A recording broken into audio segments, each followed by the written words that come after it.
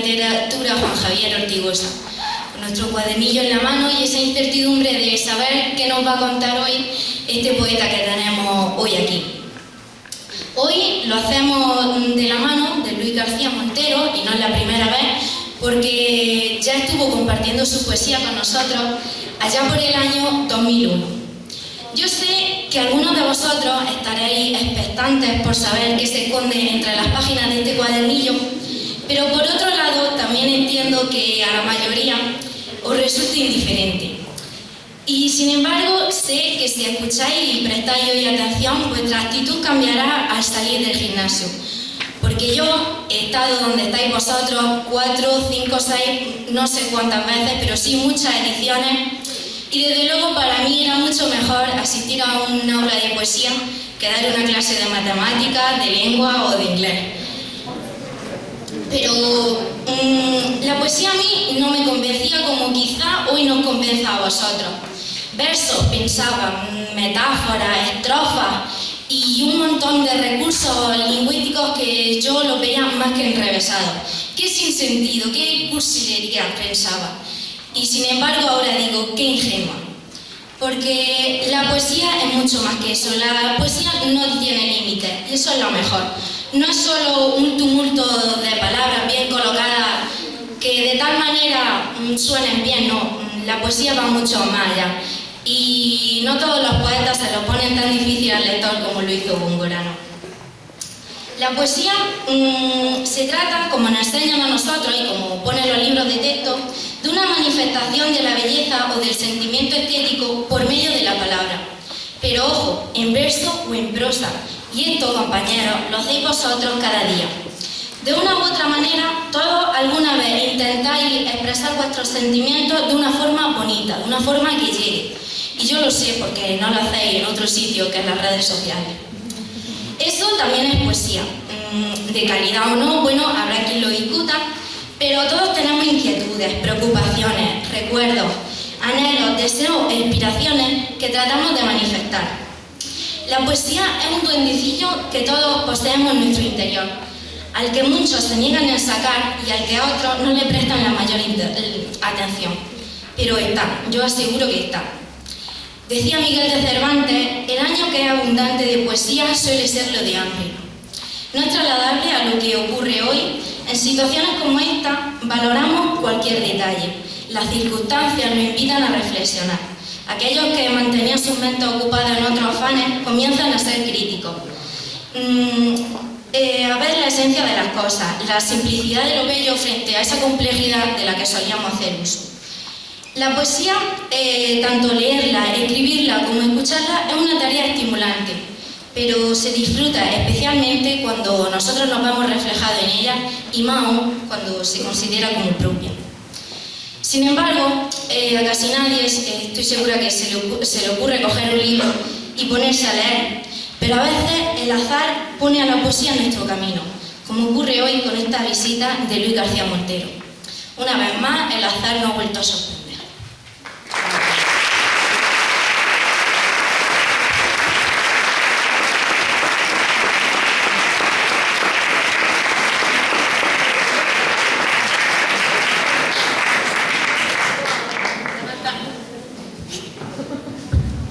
Buenas tardes a todos y a todas. Cuando nos pidieron elaborar esta presentación sobre Luis García Montero, nos pilló un poco desprevenida a María Teresa y a mí, porque nos enfrentábamos a una gran figura de la literatura española que iba a venir a nuestro instituto a hablarnos nosotros sobre poesía. Hasta los días previos no nos dimos cuenta de la envergadura que tenía el acto, y hubo un momento en que fuimos a hablar con Juan Javier para pedirle ayuda. Pero ese mismo día nos embarcamos en la vida de Luis García Montero y una vez que iniciamos el trabajo de investigación y documentación, todo cambió. Descubrimos que el escritor es persona y que lo que escribe refleja su vida. De Fernando Valverde, que estuvo aquí el año pasado, hemos descubierto un viaje a México y un primer encuentro en Moguer. De Miguel Ríos, admiración fraternal y recíproca, traducida en cariño de paisano. Y de Rafael Alberti, una descripción casi pueril y reveladora. A veces cometemos el error de mitificar a los poetas como seres inaccesibles que tienen la inmensa capacidad de crear en sus mentes realidades vastas y oníricas. Sin embargo, todo lo que hemos podido leer acerca de Luis parece desmentir nuestros dogmas literarios. Poesía cercana, fácil de comprender, que solo tiene una dirección, el lector, y que solo viene de un lugar, el corazón. La satisfacción del escritor o del poeta es la reconfortante sensación de plasmar en el papel los pensamientos más profundos. Así, por ejemplo, en el poema Confesiones de Luis, se manifiesta el profundo deseo de aguardar a alguien. Y el poema dice así: yo te estaba esperando, más allá del invierno, en el 58, de la letra sin pulso y el verano de mi primera carta, por los pasillos lejos y el examen, a través de los libros, de las tardes de fútbol, de la flor que no quiso convertirse en almohada, por debajo de todo lo que amé, yo te estaba esperando. Yo te estoy esperando, por detrás de las noches y las calles, de las hojas pisadas y de las obras públicas, y de los cementerios y de los comentarios de la gente, por encima de todo lo que soy, de algunos restaurantes a los que ya no vamos, con más prisa que el tiempo que me huye, más cerca de la luz y de la tierra, yo te estoy esperando. Y seguiré esperando, como los amarillos del otoño, todavía palabras de amor ante el silencio, cuando la piel se apague, cuando el amor se abrace con la muerte y se pongan más serias nuestras fotografías, sobre el acantilado del recuerdo. Después de mi memoria se convierte en arena, por detrás de la última mentira, yo seguiré esperando. Para todos los que estamos hoy aquí, constituye un enorme placer el poder compartir este momento lleno de sabias palabras y cercanía con Luis. A veces las grandes cosas se consiguen con pequeños detalles. No podemos garantizar nada, pero es probable que alguno o alguna de vosotros hoy salga por la puerta del gimnasio sabiendo algo más. Es probable que la poesía haya despertado en vosotros de su letargo, pues creemos que todos llevamos un pequeño poeta dentro. Por tanto, como decía Oscar Wilde, no existen más que dos reglas para escribir: tener algo que decir y decirlo. Del cómo se deba decir ya se encargarán otros. De momento, os animamos a que tengáis la inquietud de contar, de vivir y de imaginar. Sin más, queremos agradecer la presencia de Luis García Montero en el Día Rosa Navarro hoy, y podemos afirmar sin temor a equivocarnos que el azar nos ha jugado una buena pasada.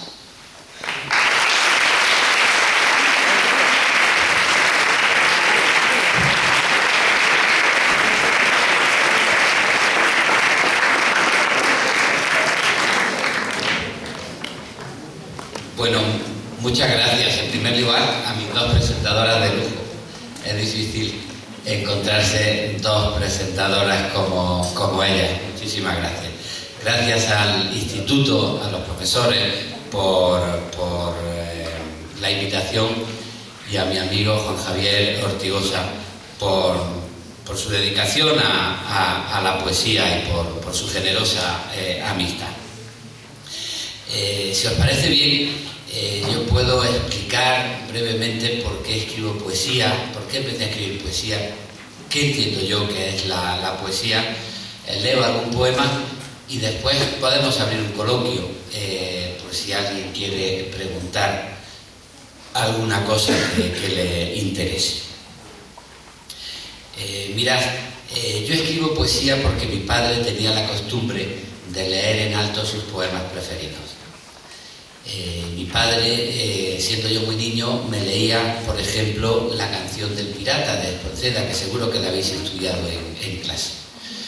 Yo, que era un niño travieso y que me pasaba el día jugando en las alamedas del Genil y que no hacía los deberes, pues a veces llegaba tarde a casa, sabía que mi padre me iba a regañar, y cuando volvía sabiendo que mi padre me iba a regañar, de lo que me acordaba era de La canción del pirata de Espronceda, ese rebelde que decía: y la vida por perdida ya la di cuando el yugo del esclavo como un bravo sacudí. Para mí la poesía fue una invitación a pensar en algunas cosas que tienen importancia en la vida.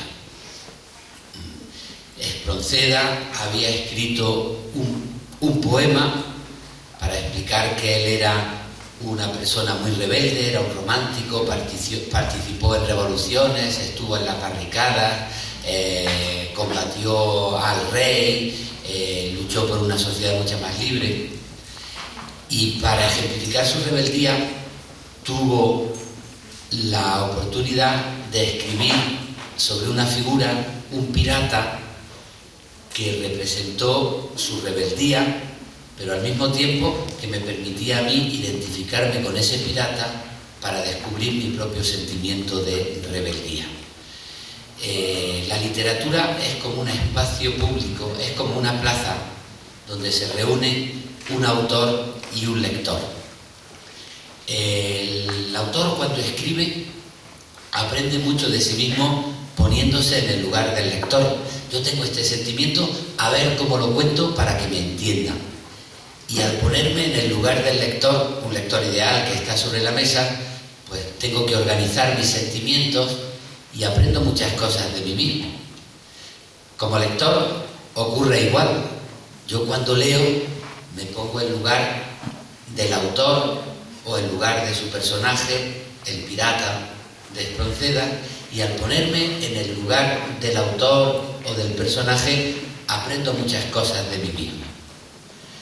La poesía es como una especie de diálogo público donde dos personas, dos miradas, dos conciencias se ponen en el lugar del otro para descubrir y organizar y ordenar lo que llevan dentro. Con esto os quiero decir algo que decían vuestras compañeras en la presentación. La poesía no es simplemente el acumular palabras bonitas, utilizar palabras raras, hacer cursilerías. La poesía es un intento de conocimiento humano, porque los seres humanos y la vida, nuestra realidad, nuestra sociedad, tienen sus fundamentos. Como estamos en un gimnasio, podemos hablar de deporte.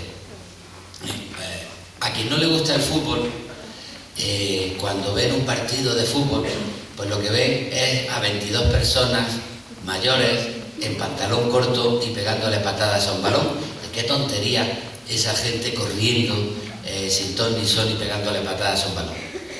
A los que nos gusta el fútbol, conocemos las reglas del deporte, los fundamentos del deporte, y no decimos qué tontería, sino que nos divertimos con lo que vemos o nos enfadamos con lo que vemos. Sabemos lo que es defender de una manera o de otra, jugar a dejar al contrario fuera de juego o acumular defensas en el área para que no pase nadie. Sabemos lo que es jugar al contraataque o abrirnos por las bandas para hacer que el campo sea ancho, o incluso jugar sin balón. Los futbolistas juegan mucho sin balón, corren para llevarse al contrario detrás y están dejando un hueco para que un compañero entre por ese hueco y pueda disparar. Quien conoce los fundamentos del deporte es dueño de lo que está viendo, sabe lo que está ocurriendo.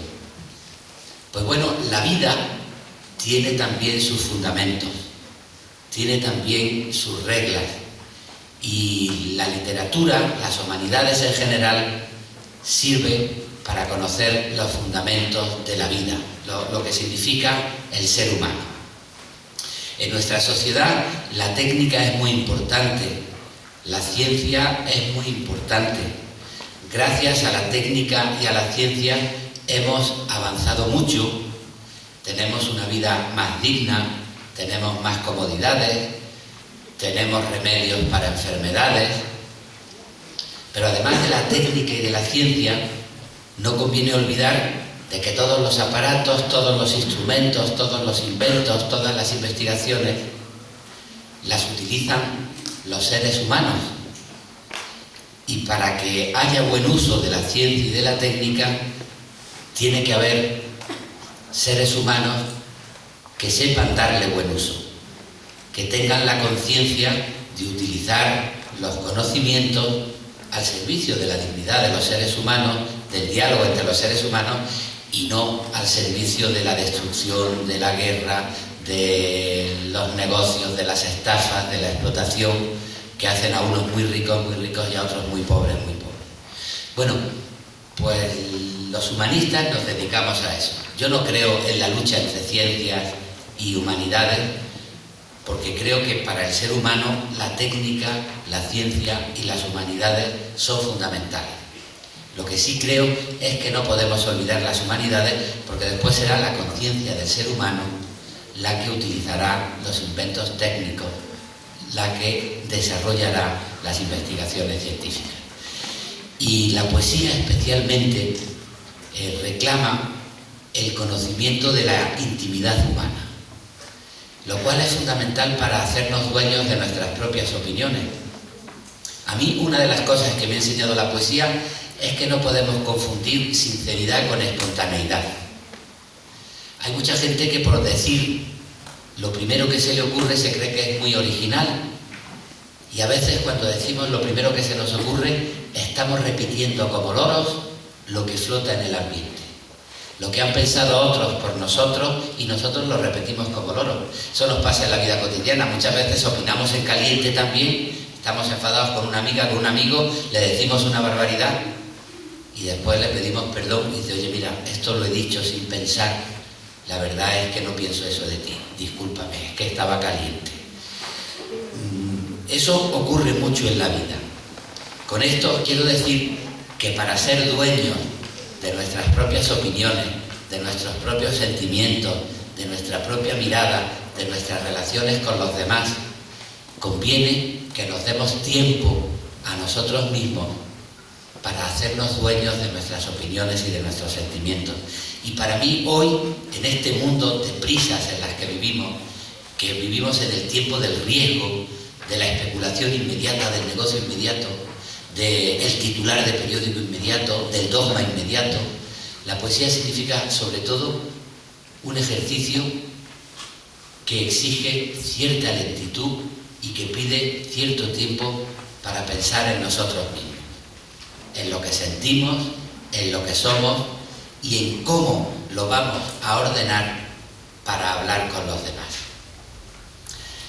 Ser dueño de las propias opiniones es muy importante porque es lo que nos hace libres, y para eso debemos pensar las cosas 2, 3 veces, porque si decimos lo primero que se nos ocurre, repetimos como loros lo que flota en el ambiente. Si lo pensamos un poco, casi siempre decimos lo que nos conviene para quedar bien. Imaginaros a un publicista que quiere vender algo, o a un político en tiempo electoral. ¿Qué dice? Lo que le conviene para quedar bien, para ser simpático. La poesía, a mi modo de ver, representa a cualquier ser humano que quiera hacerse dueño de su propia opinión, por encima de las corrientes de opinión, de las informaciones manipuladas, de las coyunturas, y piensa las cosas por lo menos 3 veces para no repetir como loro lo que otros han pensado por él, para no caer en la tentación de decir lo que quieren oír los demás y caerle simpático a los demás, sino para decir aquello que realmente siente, su conciencia.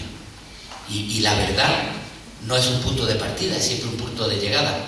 Hay que hacer ejercicio de pensamiento, de sentimiento, para construir nuestra verdad. Los poetas lo hacemos a través del lenguaje. El lenguaje nos sirve para matizar. No decimos lo primero que se nos ocurre, decimos aquello que creemos que expresa nuestra verdad y que puede entrar en diálogo con la verdad del lector para discutir sobre los fundamentos de la vida. Conocer y dominar el lenguaje es muy importante para matizar. Yo, que soy un niño de ciudad, cuando voy por la calle y veo algo que va volando a cierta altura, digo: por ahí va un pájaro. Si vuela alto un pájaro, yo no sé distinguir a lo mejor entre un buitre y una cigüeña, o entre un halcón y una paloma. Mi abuelo, que era hombre de campo y tenía muy buena vista para estas cosas, nunca decía: por ahí vuela un pájaro. Decía: por ahí va una paloma, por ahí va un halcón, por ahí va una cigüeña, por ahí va un buitre. ¿Os dais cuenta lo que se empobrece la realidad cuando decimos pájaro, borrando las diferencias entre una cigüeña y un buitre, o entre una paloma y un halcón? Pues por eso es conveniente matizar a través del lenguaje, porque la realidad es muy rica, y para ser dueños de nuestras propias opiniones tenemos que conocer la realidad. Por eso hay poetas que se pasan un día entero buscando un adjetivo preciso, una palabra precisa, para conocer en profundidad sus sentimientos, sus ideas, y ser dueños de ellas.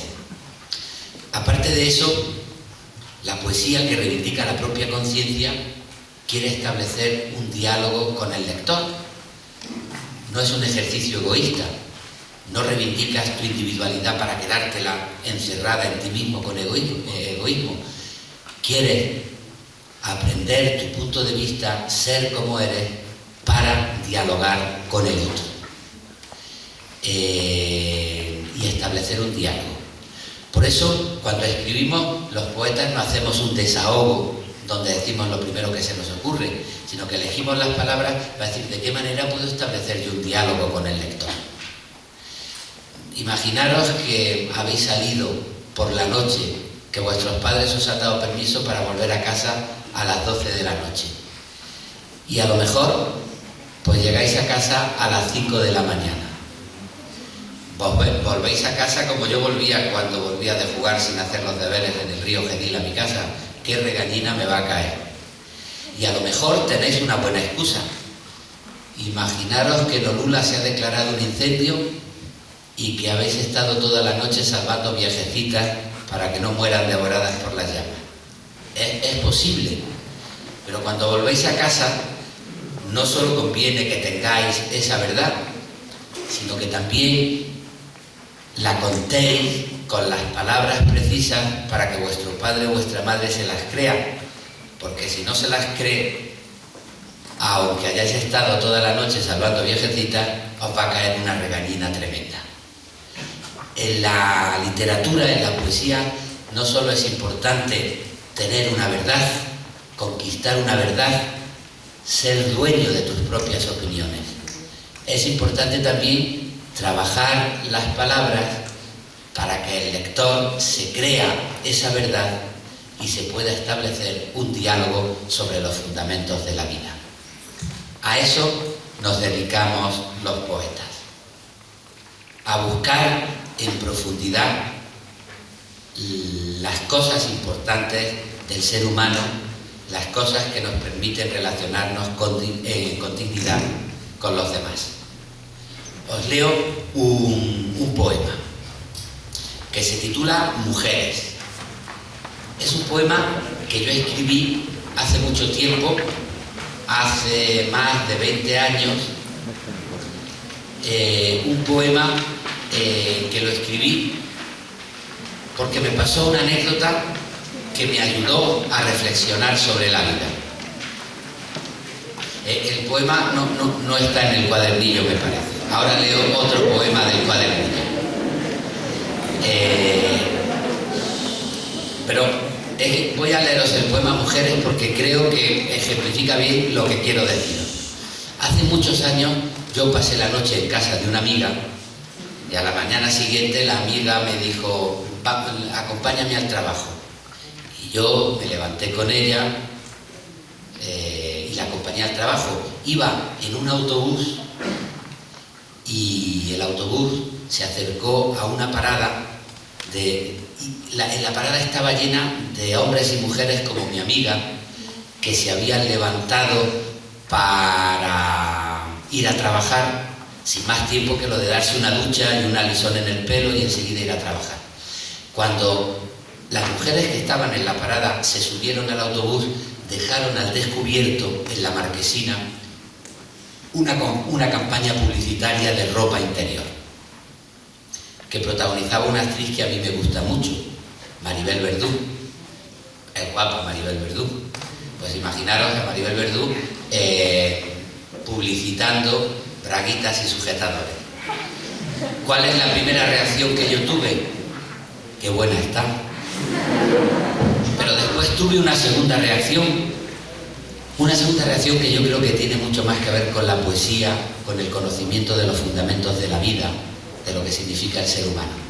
De pronto a mí me emocionó la diferencia entre la gente de carne y hueso, la gente como mi amiga, que existía en la realidad, que se había levantado para trabajar, que tenía que ganarse la vida, y la belleza de una fotografía que presentaba una mujer inexistente, porque era Maribel Verdú, pero era una Maribel Verdú muy seleccionada después de haberse hecho 2000 fotografías para escoger la fotografía perfecta, y que después además había sido manipulada esa fotografía por el Photoshop para hacerla perfecta, ser perfecta.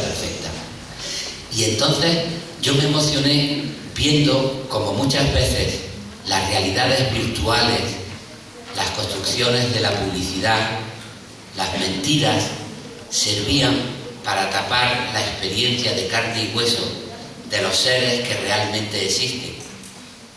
Muchas veces nosotros estamos empeñados en ser muy guapos, en ir perfectamente arreglados, y nos comparamos con algo que no existe, que es un modelo. Estamos tan mediatizados. Yo no sé si vosotros habéis conocido a algún amigo o alguna amiga que tenga una enfermedad que se llama anorexia. Gente que cuando se mira al espejo se ve muy gorda y a lo mejor está muy delgada y no quiere comer y se ve muy gorda porque estamos tan mediatizados que no tenemos ni una relación directa con nuestro propio cuerpo. Nos miramos a nosotros por medio de los modelos, de las realidades virtuales, de las mujeres o los hombres que no existen en la realidad de carne y hueso y que están manipuladas por el Photoshop, por la publicidad. La emoción que yo sentí al descubrir que debajo de la publicidad la dignidad humana está en la experiencia de la gente de carne y hueso, y que nos equivocamos cuando le faltamos el respeto a la gente de carne y hueso para compararnos con el modelo de una fotografía inexistente, es lo que me llevó a mí a escribir este poema que se titula Mujeres. Y es en el poema con el que yo os quiero ejemplificar qué tipo de trabajo es el que hacemos los poetas. Buscar la realidad, intentar interpretarla y establecer un diálogo con los fundamentos de la vida, con la dignidad del ser humano. Mujeres. Mañana de suburbio y el autobús se acerca a la parada. Hace frío en la calle, suavemente, casi de despertar en primavera, de ciudad que no ha entrado todavía en calor. Desde mi asiento veo a las mujeres con los ojos de sueño y las ropas sin brillo en busca de su horario de trabajo. Suben y van dejando al descubierto en los cristales de la marquesina un anuncio de cuerpos escogidos y de ropa interior. Las muchachas nos miran a los ojos desde el reino perfecto de su fotografía, sin horario, sin prisa, obscenas, como un sueño bronceado. Yo me bajo en la próxima, murmuras. Me conmueve el recuerdo de tu piel blanca y triste y la hermandad humilde de tu noche, la mano que dejaste olvidada en mi mano al venir de la ducha hace solo un momento, mientras yo me negaba a levantarme. Que tengas un buen día, que la suerte te busque en tu casa pequeña y ordenada, que la vida nos trate dignamente. Ese es el tipo de reflexión que hacemos los poetas, y os voy a explicar, para terminar y dar paso al diálogo, que la meditación en los sentimientos es muy importante, porque estamos acostumbrados a entender que la historia es lo que ocurre en las discusiones políticas, es lo que ocurre en una constitución, es lo que ocurre en una batalla. Parece que la historia es la guerra civil, la Segunda Guerra Mundial, la Constitución de 1812. Hace tiempo que los poetas sabemos que los sentimientos forman parte también de la historia. Nuestra intimidad forma parte de la historia tanto como una batalla o una constitución. Por ejemplo, cuando yo digo soy yo llego a mi casa, llamo al portero automático, me pregunta mi hija, ¿quién es? Yo digo, soy yo. Y de pronto subo por las escaleras, después de que me abra, y voy pensando por las escaleras, ¿qué he dicho cuando he dicho soy yo? ¿Qué significa ser yo? ¿Qué significa, por ejemplo, ser un hombre que vive al principio del siglo XXI? Si lo pensáis un momento, el yo soy hombre el yo soy mujer al principio del siglo XXI es algo distinto a lo que era ser hombre o ser mujer en la época de vuestras abuelas o de vuestras bisabuelas.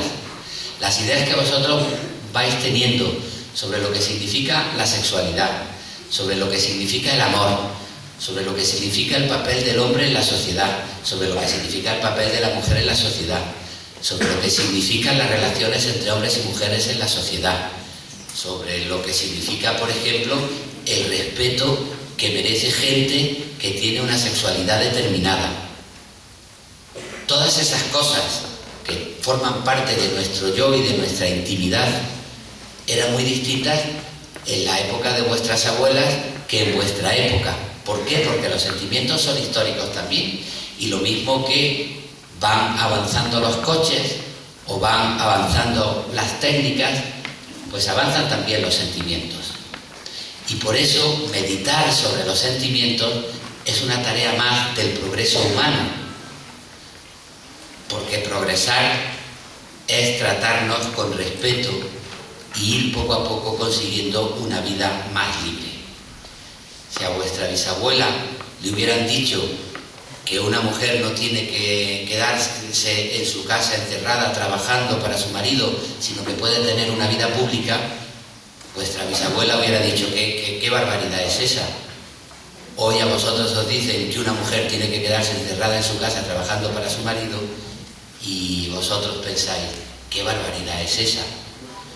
Los sentimientos van cambiando también con la historia y los poetas nos dedicamos a pensar en los sentimientos para transformarlos y hacerlos más dignos.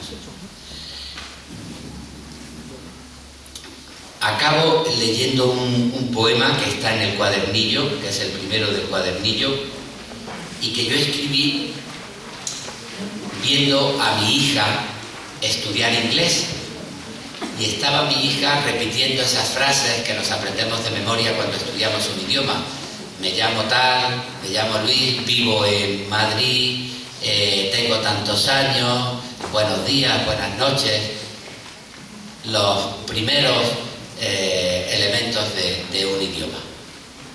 Entonces yo me planteé, por eso que os estaba diciendo, la necesidad de meditar no solo en lo que yo creo que soy, sino en lo que hago, para conocerme por dentro y para ir interpretando mi propia realidad. Y es cuando escribí este poema que se titula Los idiomas persiguen el desorden que soy. Mi nombre es Luis, soy español, vivo en Madrid, en el número 1 calle Larra. ¿Me dice usted la hora, por favor? ¿Dónde ha nacido usted y cuántos años tiene? Buenos días, amigo. Buenos días, mi amor. Te quiero mucho. Confieso que no tengo facilidad para estudiar idiomas. He copiado 1000 veces las frases y procuro aprender de memoria poco a poco preguntas y respuestas. Pero me acabo siempre confundiendo y a los demás les digo, ¿dónde está mi te quiero? Vivo en Luis y soy las 12:30 de la noche. Nadie ha podido nunca pasear por el número 1 sin romper el espejo de las horas y de su propio rostro.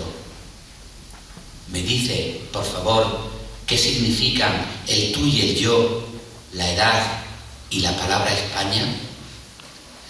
Los idiomas persiguen el desorden que soy, y así los predicados de altas temperaturas y los verbos de nieve me tratan sin piedad, igual que los sujetos derretidos.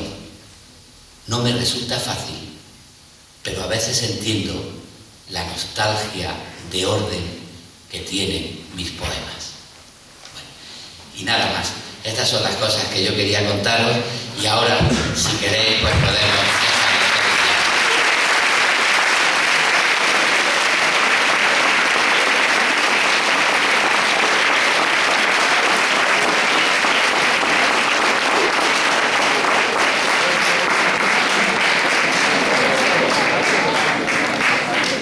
¿Hay por ahí alguna pregunta?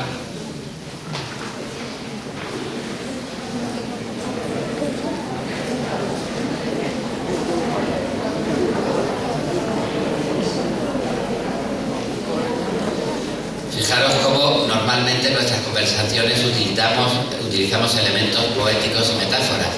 Iba a deciros, hay alguien por ahí que rompa el hielo. Eso es una metáfora, porque romper el hielo aquí no significa coger un trozo de hielo y romperlo, sino romper el silencio y atreverse a hacer una pregunta. Nuestro lenguaje cotidiano está lleno de metáforas. Cuéntame. Buenas tardes. Me llamo Marta y quería preguntarle si usted tiene un don o reconoce que le cuesta trabajo escribir poesía. A mí me cuesta trabajo escribir poesía. Yo creo que todo lo que queremos hacer bien exige nuestro esfuerzo. Mira, para sacarlo de la solemnidad de la poesía, te vuelvo a poner el ejemplo del deporte. Para hacer un deporte hay que tener cierta capacidad natural. Bueno, pues sí, hay deportistas que nacen con condiciones, tienen una determinada constitución física.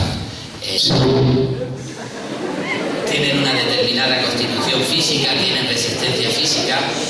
Bueno, pues han nacido con un don para dedicarse a algo, pero ese don por sí mismo no vale para nada si uno no lo cultiva.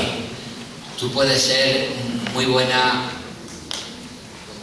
puedes ser una persona que ha nacido con mucha capacidad para el atletismo, pero si no entrenas, si no aprendes los fundamentos del deporte, si no sacas tu capacidad de resistencia, si no aprendes a dominar tu cuerpo, pues por muchas condiciones que tengas, después no vas a poder hacer una buena marca o una buena carrera.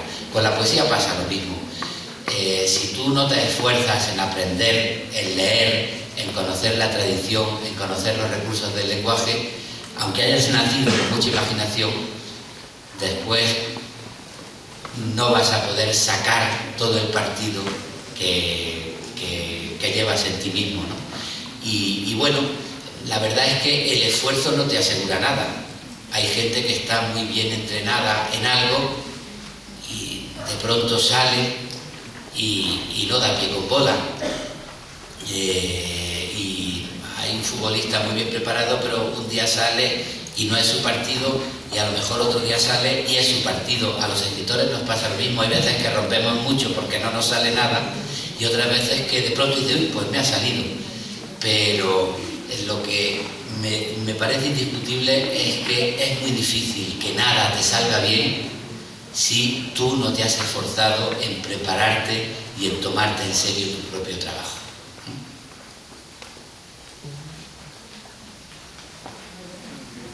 ¿Alguna otra pregunta? Dime. Cuando empezaste a escribir, ¿no te dio miedo las críticas que pudieras tener?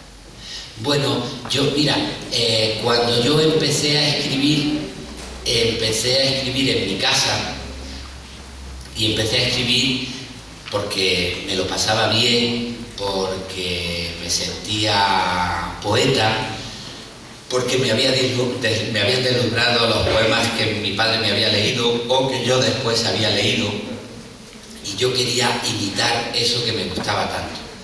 Entonces yo no me planteaba si lo que hacía estaba bien o estaba mal.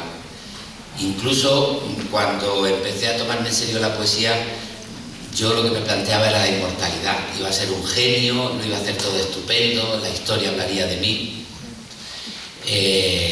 Mi madre guarda algunos de los poemas que yo escribí con 14, 15 años. Son todos plagios de Federico García Lorca y bastante malos. Pero bueno, yo era lo que sabía hacer, y yo enseguida tuve conciencia que lo que tenía era que aprender. Y que aprender pues estudiando lo que hacían los demás, imitando lo que hacían los demás. Y no sentía verdadero miedo. Lo que sentía es ganas de aprender y de ir avanzando. Después, cuando ya empecé a publicar, sí tuve más responsabilidad, y es ahí cuando entra el temor de las críticas. Es decir, me habrá salido bien, me habrá salido mal, ¿qué van a decir los críticos? Pero por fortuna, cuando llega ese momento, ya al mismo tiempo de que los críticos tienen opinión, pues tú también has aprendido en madurez a ser dueño de tu propio mundo y a decir, bueno, esto es lo que soy capaz de hacer. Si es honrado lo que hago, me da igual que hablen bien o que hablen mal. Si hablan bien, me dan una satisfacción. Si hablan mal, pues me hacen pasar un mal rato. Pero yo desde luego no voy a escribir para agradar a un crítico, sino para intentar hacer lo que yo creo que me exige mi conciencia literaria, ¿no? Y en ese sentido uno aprende a respetar las críticas, pero al mismo tiempo a encontrar valor como para superarlas. Dime. El mundo de la poesía es un mundo muy difícil, ¿no? ¿Qué te impulsó a ti para decir quiero dedicarme a la poesía? Mira, no es un mundo difícil, ¿sabes? La poesía es muy rica, tiene 1000 tradiciones, todas maravillosas. Yo disfruto leyendo lo mismo a Góngora que a Quevedo, a un poema muy oscuro y un poema muy claro, siempre que estén bien hechos. Yo creo que para entrar en la poesía lo que hay es que buscar el camino que mejor nos convenga según nuestra personalidad y según nuestra edad también. Porque claro, un poema muy difícil, pues a lo mejor a un chico muy joven, pues lo echa para afuera. Y a lo mejor hay que empezar a través de poemas que sean más habitables, que pueden tener la misma calidad, pero que no sean tan difíciles, ¿no? Yo empecé a escribir, pues del mismo modo que jugaba en soledad. La poesía es un ajuste de cuentas con la realidad. Cuando yo era niño, España era muy mala jugando al fútbol. Muy mala. Nunca pasábamos de cuartos en un mundial de fútbol. Cuando mis padres me castigaban y yo me quedaba en mi cuarto, a lo mejor con una caja de cartón y una pelota, me imaginaba un mundial de fútbol. Y yo al mismo tiempo era la selección de Brasil y la selección de España. Se trataba de meter la pelota en la caja de cartón. Me las arreglaba para que cuando tiraba en nombre de la selección española, tiraba un poquito mejor y España acababa siendo campeona del mundo en mis imaginaciones y en mis juegos, cosa que nunca lo era en la realidad. Si habéis jugado solo, yo he liberado al mundo muchas veces con una diana y un dardo. Yo era de pronto el héroe que tenía que liberar a mi novia, que tenía la llave para liberar el mundo de una catástrofe nuclear. Y tiraba a darle al centro de la diana, y cuando daba al centro de la diana, pues liberaba el mundo. Imaginamos, jugamos, ajustamos cuentas con la realidad, arriesgamos lo que no nos gusta. Mi padre leía mucho un poema de Campoamor, El tren expreso, contaba una historia de amor triste porque al final ella moría de una enfermedad. Y cuando yo me cansé de que al final siempre muriera ella y que fueran infelices y sufrieran mucho, pues yo escribí un final distinto para El tren expreso de Campoamor. Ella se recupera, se pone buena, se casa, son felices, comen perdices y todos contentos. La imaginación sirve para analizar la realidad, ver lo que no nos gusta de la realidad, imaginar nuestras propias alternativas a la realidad. Y en ese sentido, es en el sentido en el que yo empecé a escribir. Y eso es tan propio de cualquier ser humano que uno lo puede vivir con naturalidad y sin que parezca una cosa muy difícil.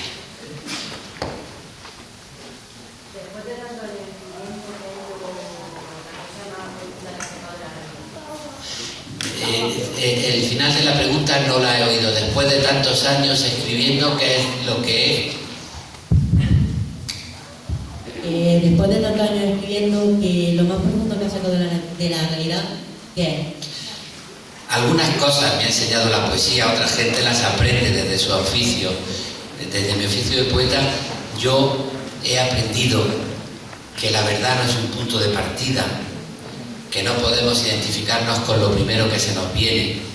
Del mismo modo que un poeta elabora el lenguaje para buscar un resultado, pues como persona me gusta pensar lo que digo, pensar lo que soy, hacerme dueño de mis propias opiniones y conquistar lo que puede acercarse más a lo que sea la verdad de mi conciencia. Eso me ha enseñado la poesía. Otra cosa que me ha enseñado la poesía es a entender la soledad. Yo entiendo la soledad como un ámbito de independencia, de la conciencia. Los seres humanos en este mundo de prisas solemos enseguida apuntarnos a la opinión de la mayoría. y nos sentimos muy cómodos en la opinión de la mayoría.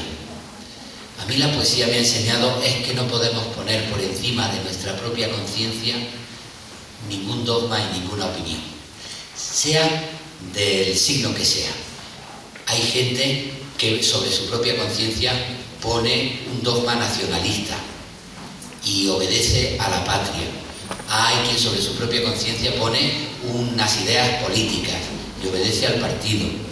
Hay quien sobre su propia conciencia obedece a una religión.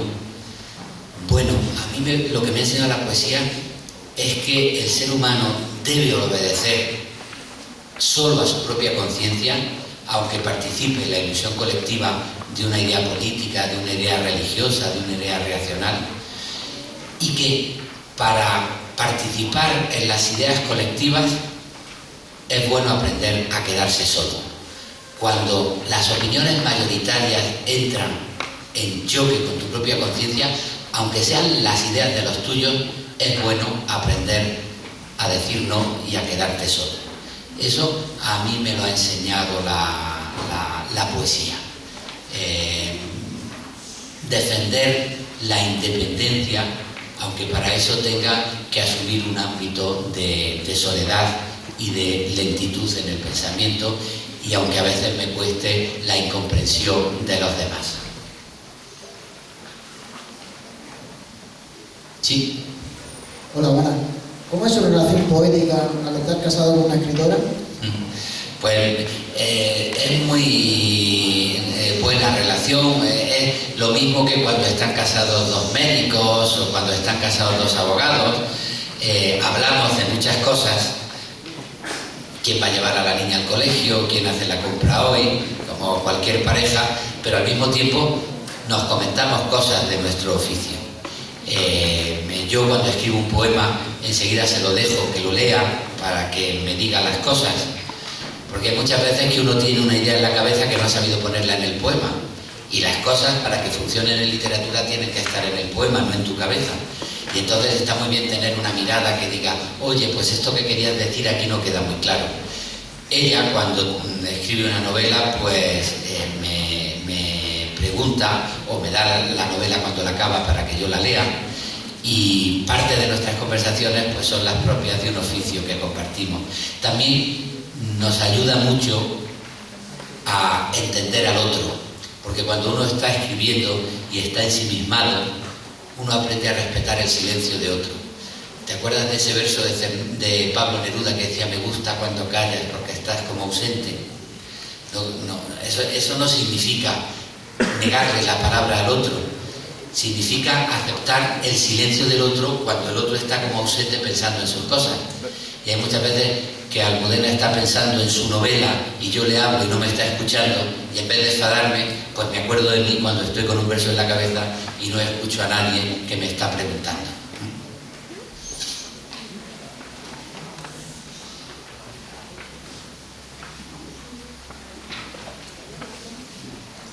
Sí. Cuando publicó su primer poema, ¿cómo se sentía? ¿Qué creía que era el poema? Pues yo estaba muy nervioso, muy contento, como un niño con zapatos nuevos, ¿no? Estaba muy orgulloso, y cuando salió mi primer libro, pues me gustaba verlo en el escaparate de una librería. Lo que ocurre es una cosa, ¿sabes? La literatura es un ejercicio que necesita mucho para ser completo el sentimiento de admiración. Yo soy feliz cuando leo un poema de Cernuda, de Alberti, de Baudelaire, porque leo con ojos de admiración. Cuando leo mis propios poemas, en vez de con ojos de admiración, leo con ojos de corrector. Digo, esto lo podía haber hecho mejor, esto igual no me ha salido lo bien que me podía haber salido. Cuando uno lee sus propias cosas, o uno es muy tonto, o uno tiene la conciencia crítica que te evita los ojos de la admiración y que te lees como con corrección, como diciendo, pues esto me podía haber salido mejor. Y por eso cuando lees tus propios poemas, pues no eres feliz del todo, porque los miras como tuyos y los miras con un poquito de resquemor diciendo, no sé si me han salido completamente bien. ¿Sí? ¿Qué pensaron sus padres de usted cuando le dijo que quería ser poeta? Bueno, yo tuve la suerte de que mis padres, mi madre había empezado a estudiar filosofía y letras, mi padre era un buen lector y me apoyaron mucho. Lo que sí quedó claro desde el principio es que de la poesía no se come y que aparte de ser poeta, pues debía buscarme un trabajo que me diera de comer. Y en ese sentido, pues me apoyaron mucho a la hora de decidir buscar un trabajo que no me iba a dar mucho dinero, pero que sí me iba a permitir estar en contacto con lo que a mí me gusta. Yo estudié filosofía y letras para ser profesor de literatura y me pagan por hacer lo que quería hacer, que es leer y hablar de los libros que leo y de las cosas que me gustan de la escritura, ¿no? Y en ese sentido, pues mis padres estuvieron orgullosos y felices de que su hijo se pudiera dedicar a algo que lo realizara como persona, porque yo creo que una de las partes fundamentales para estar contento en la vida es encontrar un trabajo que te guste y que te realice como persona y que sea una vocación, una manera de comprometerte con el mundo, más allá que un modo de ganar un sueldo, ¿no?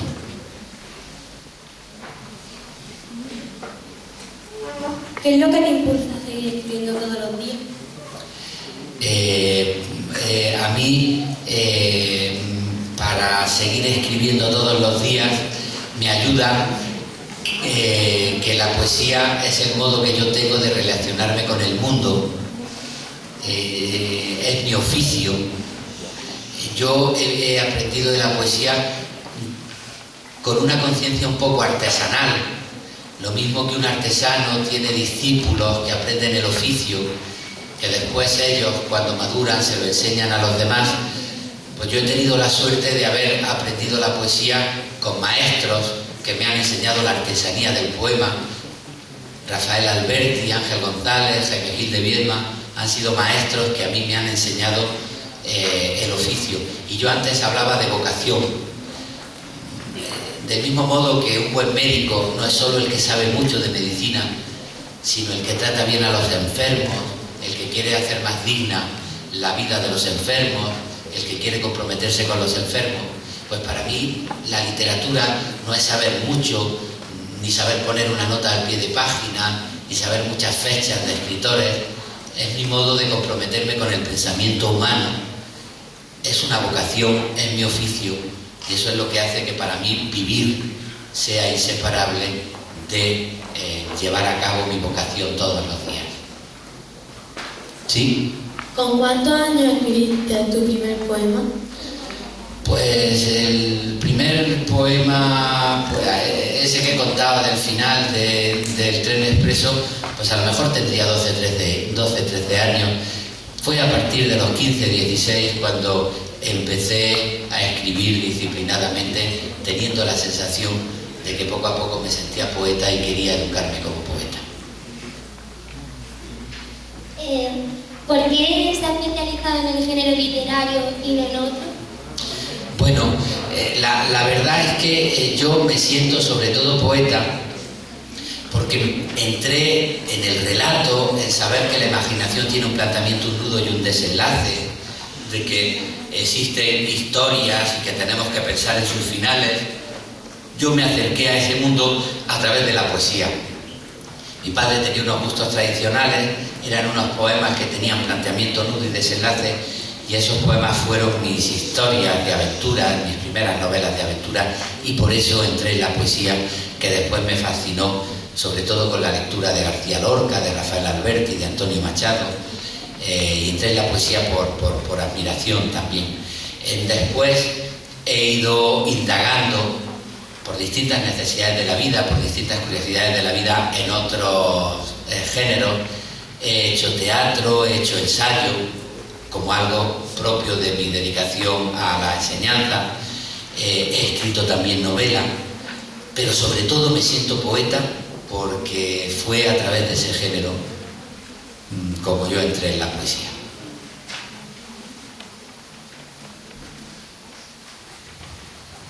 Bueno, pues muchísimas gracias por vuestra atención y vuestras preguntas. Que se lo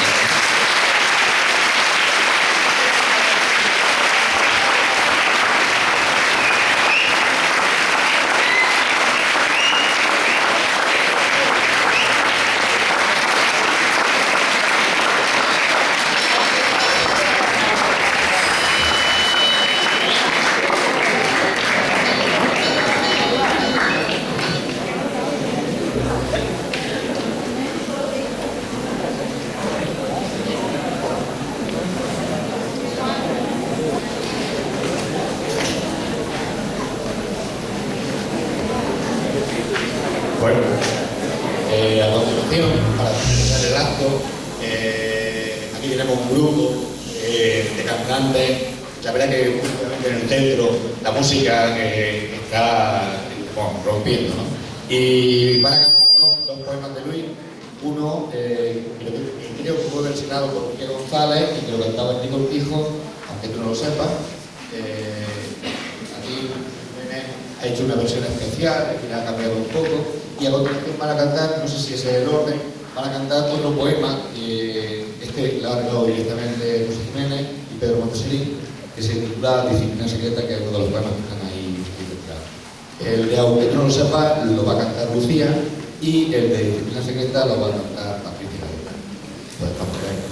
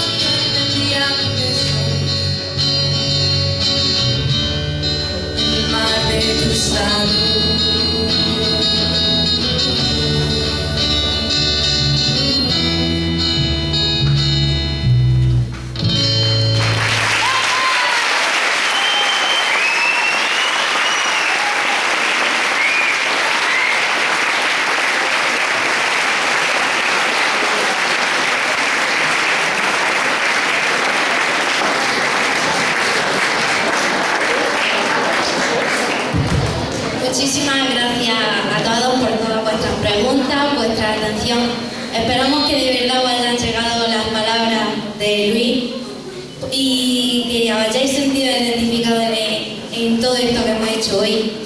Que al salir de la puerta hayáis aprendido algo más, que os interesáis por la literatura, la poesía y sobre todo muchísimas gracias a esta gran actuación de nuestros profesores y de Patricia.